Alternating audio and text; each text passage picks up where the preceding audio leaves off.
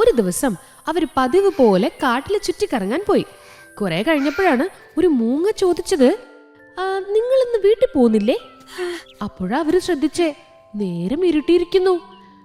ഇന്നിനി നമുക്ക് കാട്ടിൽ തന്നെ താമസിച്ചാലോ? മിലി ചോദിച്ചു. നിക്ക് സമ്മതിച്ചു. അപ്പോഴാണ് അവർ കുറച്ചകലെ ഒരു വീട് കണ്ടത്. നല്ലവനായ ഒരു മന്ത്രവാദി അപ്പൂപ്പന്റെ വീടാ ഇത്. മന്ത്രവാദി അപ്പൂപ്പൻ സ്ഥലത്തില്ല, പക്ഷേ നിങ്ങൾ ഇവിടെ താമസിച്ചോളൂ, മൂങ്ങ പറഞ്ഞു. കുട്ടികൾക്ക് സന്തോഷായി. അവർ വീട്ടിലേക്ക് കയറി.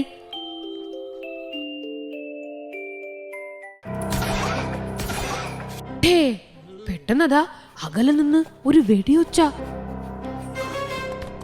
കുറച്ചു കഴിഞ്ഞപ്പോഴേക്കും ഒരു കുറുക്കൻ വീടിനടുത്തേക്ക് വന്നു. പിന്നെ ഒരു കരടി, അത് കഴിഞ്ഞ് മാനുകൾ, അങ്ങനെ ഓരോ മൃഗങ്ങളായി വീടിനടുത്തെത്തി. മൂങ്ങ അവരോട് പറഞ്ഞു, അപ്പൂപ്പ സ്ഥലത്തില്ല. അയ്യോ, ഇനി എന്ത് ചെയ്യും? മൃഗങ്ങൾ പേടിച്ചു വിറച്ചു. നിക്കിനും മിലിക്കും ഒന്നും മനസ്സിലായില്ല. അവര് ചോദിച്ചു, എന്താ എന്താ കൂട്ടുകാരെ പ്രശ്നം? കുറുക്കൻ പറഞ്ഞു, ഒരു വേട്ടക്കാരൻ കാട്ടിലെത്തിയിട്ടുണ്ട്. ഓരോ തവണയും മന്ത്രവാദി അപ്പൂപ്പനാ എന്തെങ്കിലും മന്ത്രവിദ്യ ഉപയോഗിച്ച് അയാളെ ഓടിക്കുന്നത്.